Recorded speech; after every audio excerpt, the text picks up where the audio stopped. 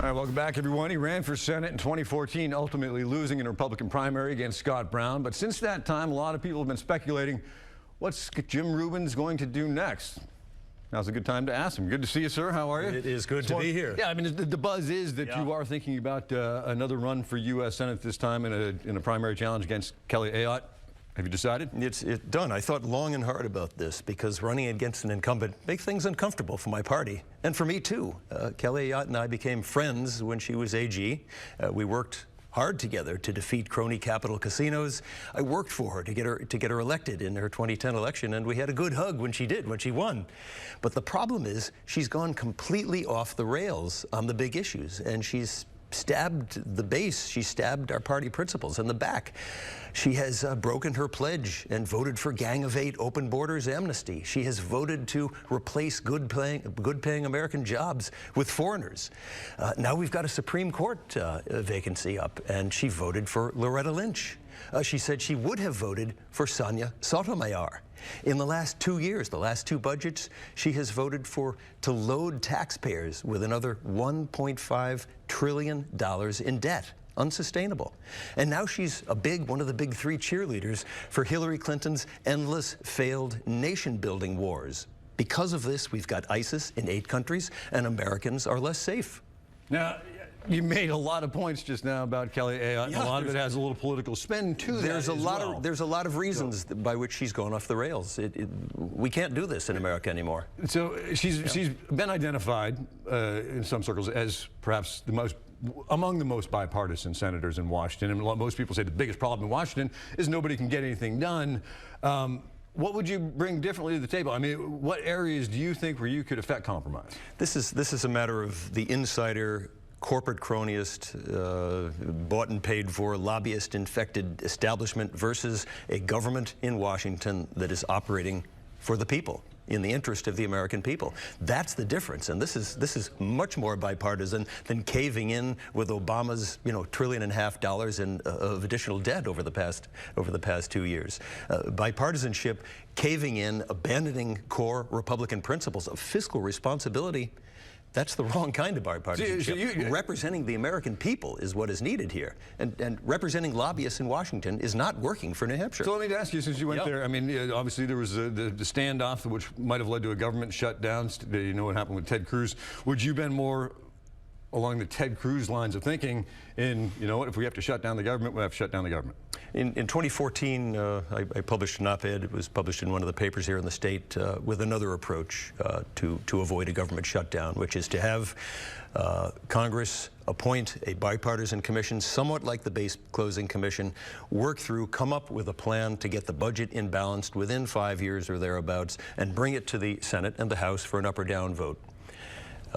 That was the plan I proposed in 2014. I think leadership, if Republicans were exercising leadership, they would not simply cave in to President Obama's, like Senator Ayotte did, just cave into President Obama's big government, grow government, load the taxpayers with debt approach. During her watch, during her term of office, $5 trillion of additional debt.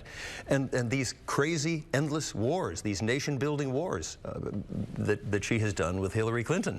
They're not working. I mean, they are not keeping America safe. I think there's some people who would agree that that's a bit of a stretch to tie Kelly Ayotte to Hillary Clinton. But moving forward. Well, let me tell you why. Back in 2011, Kelly Ayotte and Hillary Clinton were banging the drum to take down Libya, and now we have ISIS in Libya. In 2012. So what do you do about ISIS? Are we sure? We only have a couple minutes, and I don't want to get into a big policy debate. Well, here. I have to send you to my website on this. I've got a 14-point plan. We do need to keep America safe, but spreading terrorism all over JimRubens.com, by the way, spreading terrorism all over the world has not worked.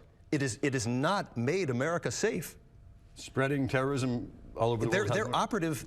ISIS and Al-Qaeda are now operative in 8 countries as a direct result of Kelly Ayotte and Hillary Clinton's endless failed nation-building war approach. It's not working. It is not keeping America safe. No, all right, we're going to have to debate this a little bit more later. We will. Let's talk about electability here. You were in 2014, you ran against Scott Brown and Bob Smith. And I mean, let's be honest, Kelly Ayotte is more popular than Scott Brown was at the height of his popularity there. Obviously, he had to overcome the Massachusetts thing. How do you win? Well, here's a different problem.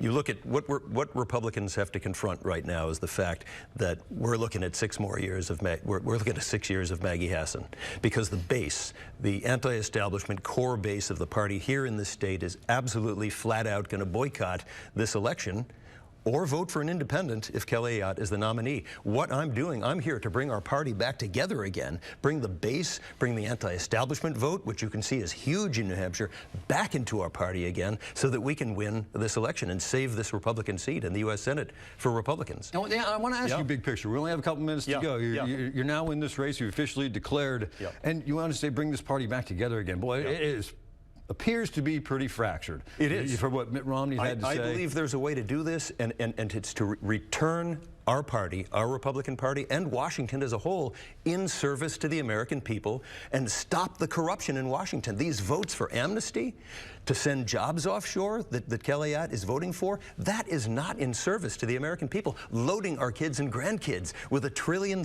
in debt is not in service to the American people. All right, so is Donald Trump, anti-establishment, obviously generate a lot of energy, a better candidate than, say, a John Kasich or Marco Rubio? The American people are looking for a serious change in the way that Washington does business. And when Donald Trump campaigns and he says, I'm my own man, I'm not bought and paid for, what I say is what I mean, he says some untoward things. There's no question about that. We both saw the debate last night. I got here on my fingers.